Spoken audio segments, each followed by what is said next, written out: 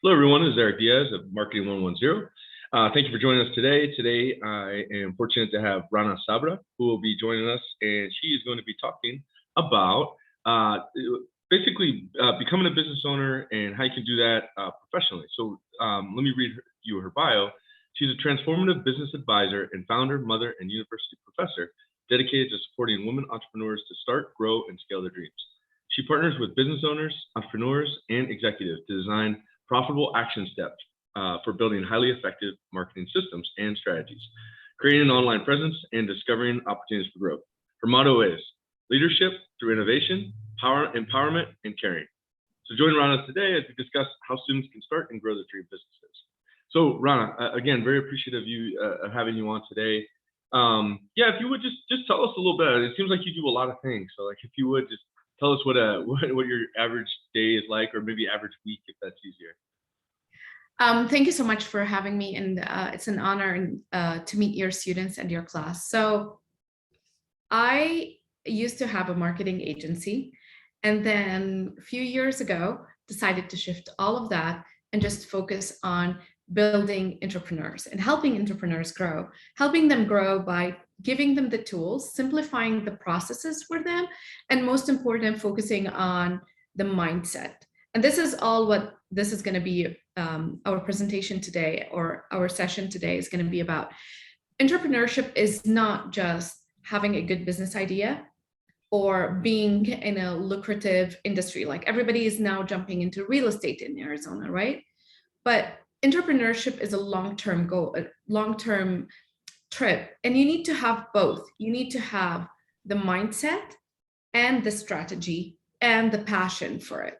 So focusing only on your business strategy and your marketing without having the mindset there is going to lead to burnout. And the main reason why I did that shift, because I struggled with that. Eventually, I came to a point where I was like, okay, this is too much. I have 2 little girls. It's either I have to choose between, and I think a lot of the women are going to understand that, having to choose either you're going to be part of the family and have a social life and all of that, or you're going to build a business. And I was like, there's definitely a way where I can have both. And the minute I discovered it, I started sharing it with everybody I know, and everybody started asking more questions about it. And that's how this became my full-time thing.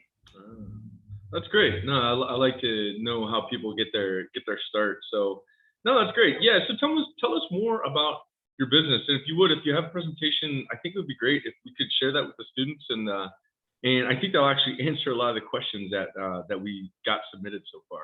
Yes, definitely. So my business, to get started with, I work with entrepreneurs, mainly female entrepreneurs, to help them build and grow and scale their business dreams.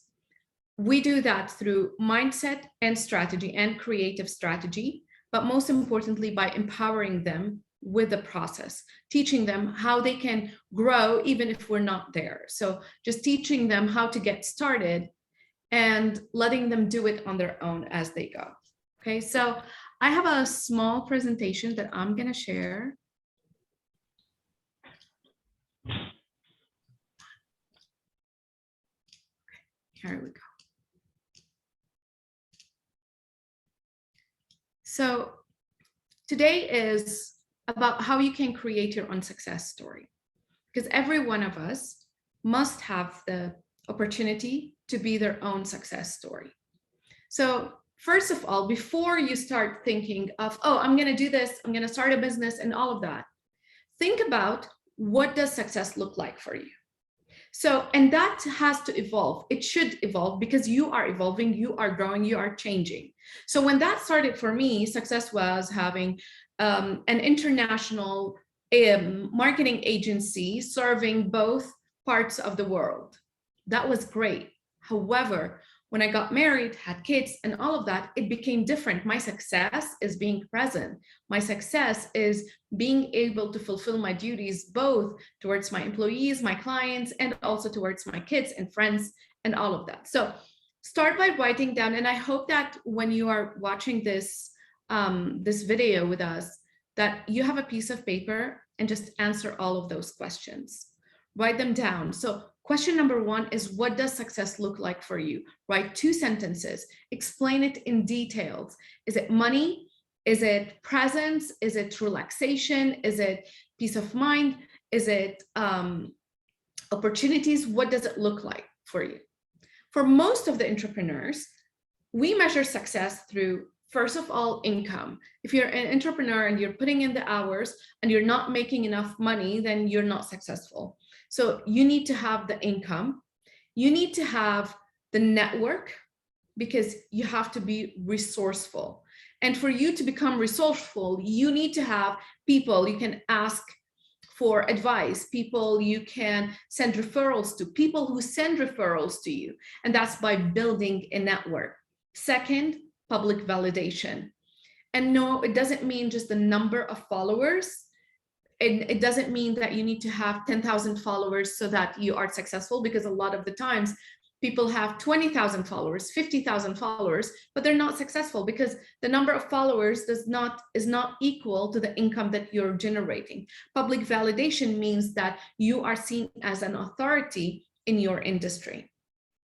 Third is progress, making sure that you are growing and you're not stagnant, you're not where you are. So if I'm a real estate agent, or if I'm, I don't know, I have a social media ad agency and I'm generating $200,000 this year, I need to make sure that I'm planning to generate $500,000 in 5 years, and so on and so forth, grow my team and so on. And finally, personal fulfillment. If you ignore this part, that is how burnout happens. So you need to make sure you have the right income, the network, the public validation, the progress, and the personal fulfillment. That is how we measure success. So if we go back to this question and you're finding a hard time answering this question, take each one of those and answer, how much income do I want to have? I want to be making $60,000, $100,000 a year. So that is how your success story looks like. So for me and for every single entrepreneur, it's about having it all, having all of those, having the income and having the personal fulfillment. Relationship, the family, the network, and all of that. I'm sorry, Eric, I'm using the wrong slide. Oh, no worries. Yeah, no worries at all. I'm so sorry, that's for a client. Okay, here we go. Okay. Yeah, we just switch it, it'll be no problem. Yes. Okay. So to go back to you guys, we have 840,000 people graduated with a business degree in the US by the year 2020. So that is the number of people who are going to become entrepreneurs, take business opportunities, work in companies, and all of that. So what will make you different? What will make you stand out? What will make you be able to create your own success story? It's you. It's all on you. So create your own personal brand. And this is what a lot of the entrepreneurs miss, is that a big part of entrepreneurship and success in having your own business is building your own personal brand. So let's write down your story. Write down the 5 future accomplishments that made your older self happy, fulfilled, and successful. This is something that a lot of the gurus have been teaching over and over for mindset. Think of yourself when you're 90 years old. What do you want to have accomplished? Do you want to have a big family? Do you want to have made millions of dollars? Do you want to have changed the world, impacted legislations? What is it that you want? Write down those 5 things. Write them down and move backwards. The most successful entrepreneurs are those who know where they want to be and work towards that. But just starting a business and saying, okay, real estate is really booming right now, so I'm just going to jump into real estate. And then what? In 5 years, what's the plan for 5 years? What's the plan for 10 years? So start from the end and build backwards your strategy. So once you know where you are going, you are able to grow intentionally. You are able to take courses, network with people, and study more, get jobs, start businesses, all of those that will lead to where you want to arrive. So it's your dream, and let the world know about it. In other words, another tip so this part is more working on the mindset for entrepreneurship. I had clients who would keep it as a secret from their families and friends that they are starting a business, or not talk about their dream because they're worried people are not going to take them seriously, or worried about, oh, what if I fail? But the more you talk about it, the more it becomes part of your reality. It becomes part of who you are. And then all of the actions you are taking are towards that. But don't spend your time just talking about it. Talk about it to the right people and do something about it. So it's your story, but there is always a disclaimer that you may pivot. At any time that the market changes, you can do that. I pivoted 4 years ago when I had the agency and I got the burnt out. I just decided I'm going to change. And once I started changing, I discovered a new passion. I discovered a new way to fulfill my dreams and went towards that. But just don't let yourself stay stuck where you are because you say your ego is not letting you move away from your small shop, or your ego is not letting you move away from your business or from the job that you have. You can always pivot. So this is me. I got a doctorate in business administration and a postgraduate diploma in digital business transformation. And it's such an honor to be with you guys today. So the main ingredient for success that I have seen after working with thousands of clients and students is that results come from an obsession with taking action. There was a study actually that was made, and they found out that one of the biggest factors why people do not accomplish their dreams and their goals is because they forget about them. So obsess over what I want to do and obsess over taking action every single day. So as Tony Robbins says, what people can do is amazing. What they will do is usually disappointing. And it's not because they're not capable. It's because the fear gets in the way. And when fear gets in the way, we do not take action and we keep on postponing. So one small tip, I know this is more of a business class, but a small tip for your mindset is start your day with the number one task that you're so scared of. Most of us do not like to do the sales call. So I always start my day with a sales call. So we have a set of skills. You're in this class, you're learning about social media, you're learning all of those skills. Don't wait till you get a job, and don't wait till you start your own business. Don't wait.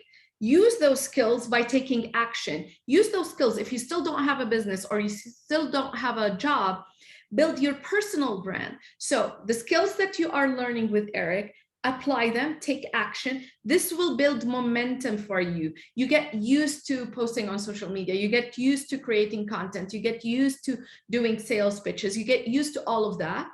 That's going to change your mindset. It's going to take away from the fear and put you in the mindset, okay, I know what I'm doing. I'm gaining experience. You're interacting more with other people. You're getting feedback.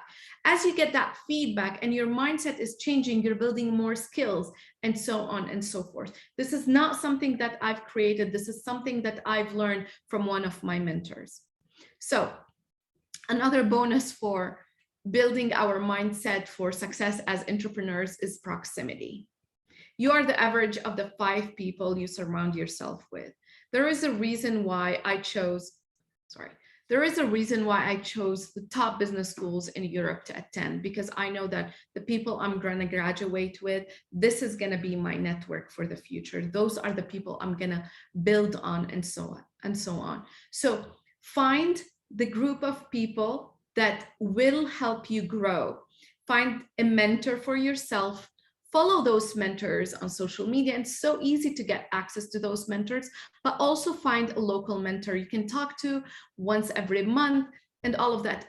Every successful entrepreneur who has the good heart in them want to have somebody to mentor and want to have younger students to support or starting entrepreneurs to support. Find a group of entrepreneurs who are in your industry who are doing the same thing that you are doing and be part of them. And we're so blessed in Arizona is that we recently have started to see a boom in networking organizations. And the fourth thing, which is even more important, is find trusted friends who are from different industries, but who are also building their own business or who are also aspiring to grow. Because when you receive diverse feedback from people outside your industry, that this opens your minds to different possibilities, to different solutions for existing problems. Okay. So Amazon, McDonald's, Apple, Walmart, Dell. If I ask you right now to write one word next to each one of those brands, if we write it down. So I was expecting you guys to be here, so I'm going to do the exercise myself. So for me, Amazon is speed and convenience. Apple for me is design and luxury. Dell for me is old. This is how I see it. McDonald's for me is unhealthy. Walmart for me is selections. There's everything I would want I can find at Walmart. So these words, this is branding. So if we go back to your story and writing your story, what is the one word that you want people to think about when they hear your name? What is the one thing that's going to be you? And once you know what that one thing is, you start taking action. We go back to this. You start taking action to lead to that. So if you want people to say, oh, Michelle is funny, you start posting stuff, jokes, maybe go into stand-up comedy, do all of that. If you want somebody to say, oh, Joanne is resourceful, maybe you start posting more stuff about coupons, sales, how to recycle certain things, and so on and so forth. You want to be positioned, you want people to say, oh, she is or he is the smartest person when it comes to social media. Start talking about tips about social media, sharing information about social media, and so on, because that is what branding about. So we go back to this, measuring your success, and we said it's income, network, and all of that. For all of this to get, for you to get to all of this, we start with one thing: the people in your life. So what would you do at an event with 60 people? You're invited to an event and you have only 1 hour to attend, and there are 60 people in that room. We have two scenarios here. Scenario one, I'll go into that event.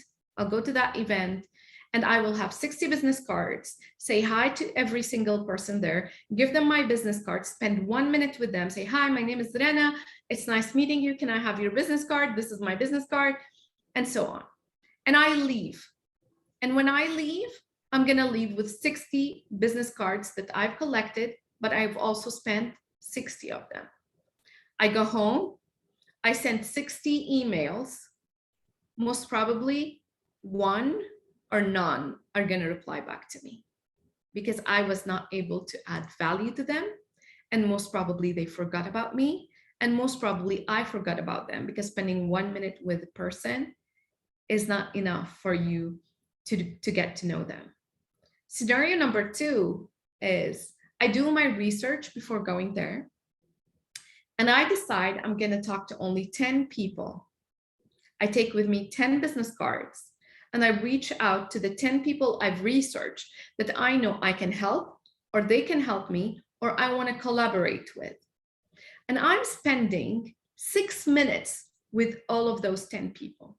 When I leave, I've collected only 10 business cards, but guess what? I've spent only 10 business cards. Yes. I go home and I send 10 emails, just 10 emails. After I send those 10 emails, I'm going to be in those emails. I'm going to say, hi, John, it was so nice meeting you today. Let's catch up over coffee when you're back from your Bahamas trip. John is going to reply back to me. And most probably around 60% of those 10 people I've reached out to will connect back with me. Why? Because I got to know them. And you need to get to know who's your audience. You need to get to know who you're selling to, who you're trying to inspire, who you're trying to create an impact on. So get to know them. So your first step to success is starting by knowing your people. And people, when we say know your people and talk to your people and sell to your people, you need to understand that customers and audience interact with us because they want the experience, because they want the transformation, because they want you to take them from point A to point B. They want you to move them from here to here. They are at the bottom of the mountain and they want you to bring them to the top of the mountain. You're in this class because you want to learn about social media, right? So you're here. You don't know anything about social media, or maybe you know a little bit about social media. You want to know a lot about social media.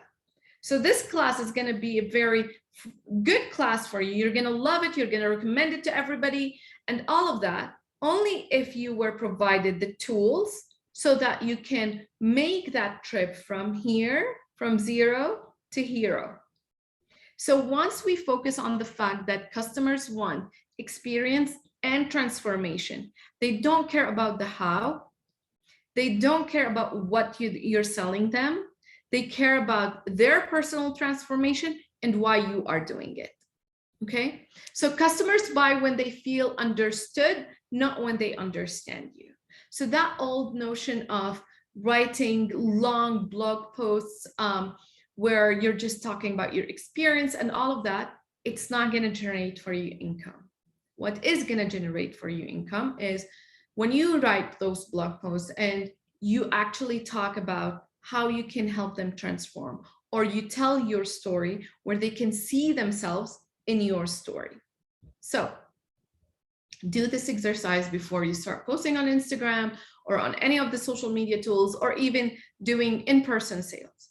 Look at your hero, give your hero a name. My hero, her name is Mira. So give your hero a name, who she is, what she likes, what she doesn't like, what's her zero state. What is it like now? So for me, for example, the zero status of my hero is that she wants to grow her business, or she wants to launch a business. Her hero status is she has it all. She has the good business, she has the peace of mind, she has her health, she's not burnt out, and so on. Who's the villain? And what do they fear the most? And what is the value that they can add, that they want, not that they can add, the value that they want from you? So for example, my hero, the value that she wants is marketing strategy, processes, and so on. Her fear is she's afraid of spending too much money. She's afraid of what if I'm not good enough and all of that. The biggest villain that is stopping her from doing all of that is self-doubt. So create this, know everything about your hero and focus on the transformation for them. So sell them what they want, but serve them with what they need. So for example, when I'm selling, I never talk about, oh, I'm going to teach you about mindset. I'm going to teach you how to not to doubt yourself, because this is not what they want. I sell them by saying, hey, I'm going to sell you my program or my services so that you can increase your income in 30 days, increase your income in 6 months. But when they start the program with me, I'm adding what they actually need, which is the mindset, the process, and so on. So sell them what they want, but serve them with all that they need. Always have a branding statement for your personal brand and for your business. I serve people by selling them mine. What is it? What's the skill? What's the product that you sell that allows them to, what is the transformation that they are seeking without, what is the fear? What's the villain? What is stopping them?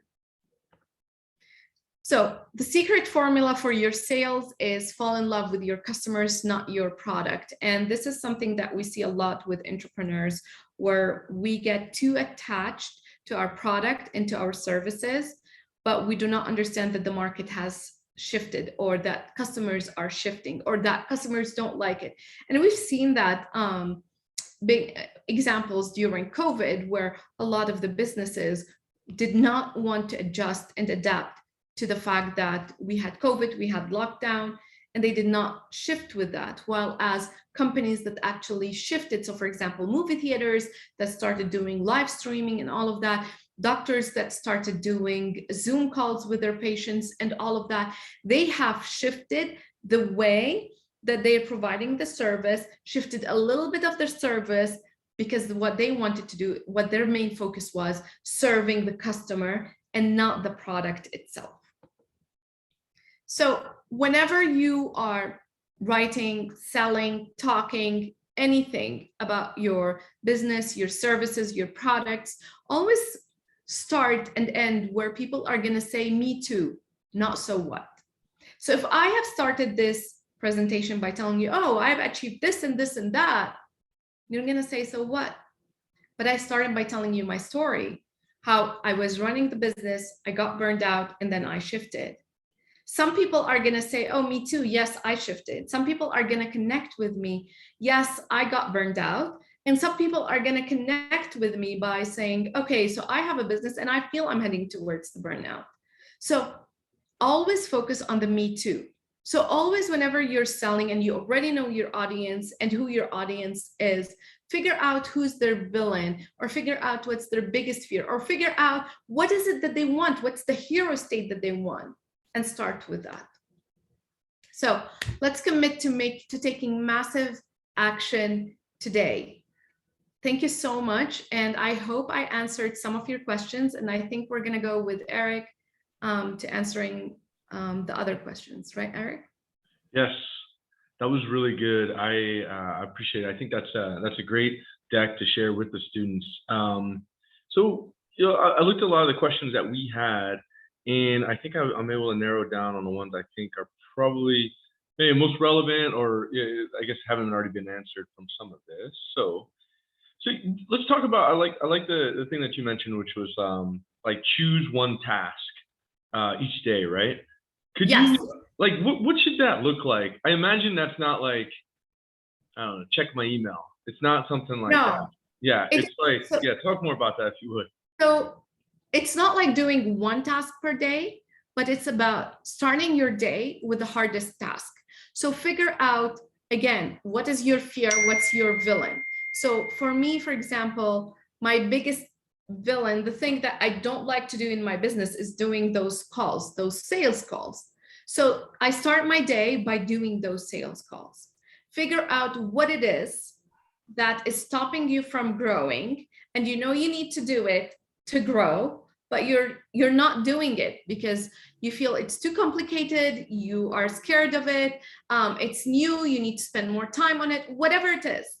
So even if you're studying and you're taking this course and you need that, you know that you need to submit this big assignment because it has a huge chunk of your grade, but you keep on postponing it because you know it's going to take a lot of your time, or you're confused and you don't know where to get started with it. So that should be the first thing that you do in the morning. That's great. Okay. Yeah, that makes a lot of sense. Do the hard things first. I like that. Yeah. Let's talk. One student sent a question. Just wanted to know more about, like, I guess your roles. So her question is, could you talk more about what it's like or what it means to be a transformative business advisor? So the difference between just a regular coach, business coach, and a transformative business advisor is that a regular business coach just gives you the strategy and the marketing strategy or the financial strategy, and you have to follow it. The transformative one is creating a plan and a path for your entire business and your entire mindset. So again, it goes back to focusing on both the mindset and your business, but creating the whole process where your business and mindsets are going to constantly keep on evolving as you are growing or as the market is changing around you. Because just giving you a marketing strategy, that market strategy is going to work perfect today, but maybe next year it's not going to be that good. Maybe tomorrow, if we have a new social media platform, or maybe the day after, if something else happens, it's not going to work. While as if you have the process and if you have the mindset in your head, you are able to evolve with it. That's great. Another question was more about your clients. So that's what have you learned from working with the small businesses that you partner with? What have you learned from working with them about working on their creating a digital presence for them? So one common thing that I've seen among a lot of the small businesses, especially solo entrepreneurs or entrepreneurs with a small team, is that they constantly need consistency. And this is one of the things that we work on is being there for them, to remind them, accountability buddy, kind of. Yeah. Because consistency stops a lot of the entrepreneurs, because again, they don't have the process, they don't know what to do. So for example, one of the things that we do is we create the marketing, the business strategy for the whole year. And then we also have view of the future goals. And then we break that into months. And then we break every month into weeks, and so every week when they wake up on Monday morning, they know exactly what they need to do. And that helps with them taking consistent action, because life comes in the way. And being an entrepreneur and being a business owner, you don't have a boss who's sending you an email to remind you that you need to do this. Right. And a lot of the times we see entrepreneurs, they're going on a break for 2-3 weeks. They're spending a maximum of 1 hour on their business. And then all of a sudden they panic and they're working 24 hours a day. So that is the difference. Consistency, consistency, consistency. Any good examples, I guess success stories, or even the opposite, even like ones that just didn't work out from your clients that you're able to share about like what worked, or why did it work, or why did it not work for them? Okay, so one example is we had a client starting fresh. She was a mom, a stay-at-home mom. She has a degree in architecture and interior design. Never worked a day, but she had so much talent. So she reached out. She wanted to launch her agency, her design business. We did that. We worked on it. She spent so much time building her website, because she also has a minor in interior and graphic design, building her website and all of that. And she actually, the minute she started talking about, oh, I'm going to start this and I do that, she had 3 clients. They were freebie clients, but that was a good way to start building your portfolio. And then all of a sudden, one day she just decided, I can't do this, because she let fear come in. She's like, I've spent a month, I'm just working on the website and all of that. And this was a reminder that I needed to say to every single client, that your website and your logo are not, the design of your website and your logo is not going to bring the food to the table.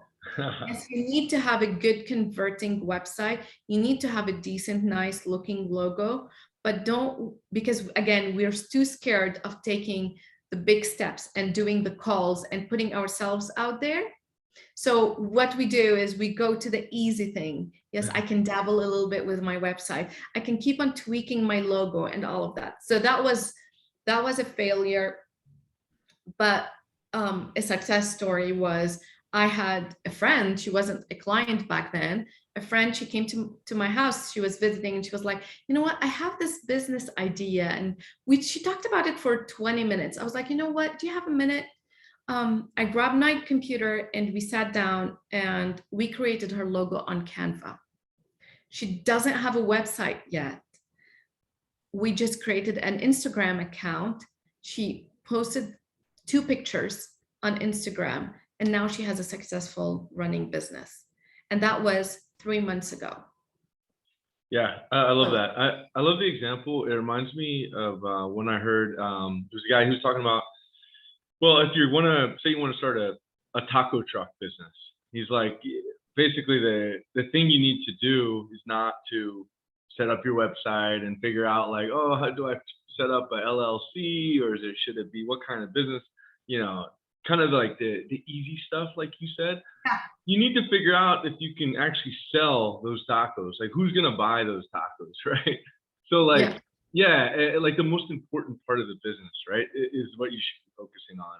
And validation, just validate that you have a real business here before you. Exactly. I always tell people the same thing. Don't even bother, setting your company up until you can tell somebody's actually gonna buy from you. Once you get a check in your hand, then you can worry about spend the money on that. Yep, definitely. And even when it comes to the website, start with a landing page, one free landing page that you tell people what's the value they're gonna get, how to get in contact with you, and that's it. This is all what people want to know.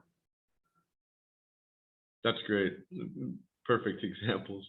Talking about like a personal profile. So for a lot of our students are entrepreneurs on their own right, and they might they may already have their own businesses, or they may be starting businesses. What else can they do as far as like presenting themselves professionally, whether it be LinkedIn or some other platform that you might recommend? So definitely you need to be on different platforms. Definitely be professional, but most important is always show how you're going to add value to that person's life, whether it's a recruiter, whether it's a somebody who's going to do a referral for you, or whether it's a client. So social media is not for us to showcase our dogs, our life, and all of that. Social media, I'm a big believer nowadays, even if you say, oh, my social media account is private. If it's private, then don't tell anybody about it. Don't share it with your clients. Don't talk about it. Social media is a great tool for us to grow our businesses. So use it in that way. Consider social media as a billboard that's talking about what kind of value you're going to be adding. And that also relates to the type of content. And I think, Eric, you can talk more about this, like the kind of content they're going to be sharing and all of that. And I believe like the most successful entrepreneurs are those who to keep the social media for minimum when it comes to personal. So I have a rule of thumb that I always use is everything I share on my grid is my business. Yes, I do. My target audience, my ideal avatar is mom entrepreneurs. So yes, sometimes I show pictures about my kids, but they always have to end up talking in the caption or something, end up talking about a tool or a process that I'm adding value to her life, to the mom entrepreneur. And anything else that I really feel I need to post it, I keep it to the stories. Got it. In my grid, it has to be clean. It has to be. And if you are so you're not an entrepreneur, you work and you're looking for a job, or you're on social media for recruiters and all of that, whenever you're talking about your experience or your skills, make sure that they are transferable. So make sure that I can move them from one industry to the other, or from one company to the other. So for example, a simple example, instead of saying, oh, let's say we teach at the university and I use software XYZ at the university. Instead, I would say, I have the skills and the knowledge in using educational CRMs or education management softwares, stuff like that, so that the recruiter or the referral knows that whatever I've learned here, whatever skills I've gained, I can use them at their company. Perfect. Very good. Oh, metrics. I've got one last question. I wanted to talk about metrics, and then I was gonna wrap it up with just final tips for students. So, yeah, what metrics do you tell your small businesses? What should they be watching for that can help them measure their success? Constantly measure the value that they add. And I actually do that in an interesting way. I have them do this exercise where they send a voice note or a video message to 10 people, either clients, and I like it to be mixed, diverse, clients, friends, colleagues, and ask them, what is the value I'm adding to you? because that's it. This is all what people want. So the metrics are the value we're adding, the credibility that we are presenting, we are showing, and sharing our why. If people actually are able to connect with our why we do what we do. So I do what I do because I don't want other women to get burned out. This person does what they do because they want to impact the youth in our community. This person, so your why, it has to be clear. And when everybody around you understands your why and buys your why, then you have been successful. Great. Very good. All right. So just wrapping up, a lot of students that I have, they may be getting an associate's degree. Some of them might be transferring to Arizona State or other schools. And some of them are ready for the workforce and will be looking for their first jobs, or some of them might even have their own startups that they're going to be doing. So anyway, as they move forward into their next steps, especially into the professional world, any tips for them as they make this big step? The biggest thing that I've been seeing around going, and it's among all different generations, is, and I was at fault with this a few years ago, is don't spend too much time on social media. Social media is a tool. You have to be consistent on social media so that you can grow, so that you can connect, whether with the workforce or your business, but do it mindfully. And knowing exactly everything that you post, every minute that you're spending, know exactly why you're spending it there. And don't build your business on social media. So don't build your business just around, oh, if I'm gonna achieve 1 million followers, I'm gonna be the richest person. Because you never know. Own the conversation. Those social media, the algorithm is changing constantly. We never know. So now with Elon Musk and Twitter and all of that, we don't know what's going to happen next, what's going to happen. But if you own the conversation, if you have the contacts, if you have your own email list, your own phone list, then that's how successful you're going to be. The influencers that are on social media and that you see that who are building $1 million business, those are the outliers. They are not the rule.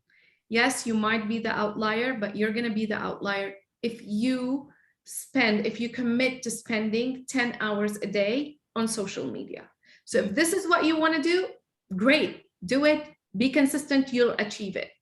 But if you want to build a different kind of business, or you want to achieve a different kind of success in the workforce, then no, use social media more intentionally. And for those who are looking on using social media, LinkedIn mainly, to grow in the business world, share the content of others. This is very powerful, and very few people actually use this.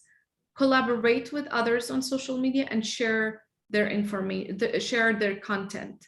So connect with the companies you want to work with, connect with the recruiters you want to work with, and don't connect with them just by sending them, hey, I want to connect with you, I've applied to the job, can you take a look at my resume? But actually talk to them, like their content, comment on their content, and share their content. Rana, thank you so much for that. If the students want to reach out to you, is LinkedIn the best way? No, I honestly prefer Instagram. Instagram. What's your handle? I'll share it with them. Or yeah, put it here on the chat and I'll grab it from there. Okay. Awesome. Yeah, no, that's perfect. A lot of great advice, and I really do appreciate Rana, you taking the time to be part of the class. So yeah, thank you very much. Thank you so much. It was a pleasure. Thank you. Bye. Bye-bye. Bye.